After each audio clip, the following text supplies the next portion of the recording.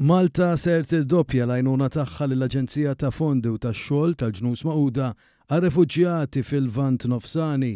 Il-Ministru Malti għall-Affarijiet Barranin Ian Borg ħabbar dan waqt li attenda għall-laqgħa tal-Kunsill tal-Affarijiet Barranin li saret fil-Lussemburgu. L-Iżrael għandu dritt jiddefendi ruħu u l-poplu tiegħu fil-parametri tal-liġi internazzjonali. Sħaqna wkoll fuq l-għajnuna umanitarja meħtieġa f'Gaza u l-fatt li Malta mhux twaqqaf imma ħadd tirdoppja l-għajnuna anke lill-UNRWA ta' support illi huma jagħtu on the ground. F'okkażjoni oħra fil-fora internazzjonali l-Ministru għall-Affarijiet Barranin Malti tenna l-kundanna ta' pajjiżna l-attakki mill-grupp Hamas fuq Iżrael waqt li qal ukoll li Iżrael għandha tiddefendi b'rispett sħiħ lejn il-liġi internazzjonali.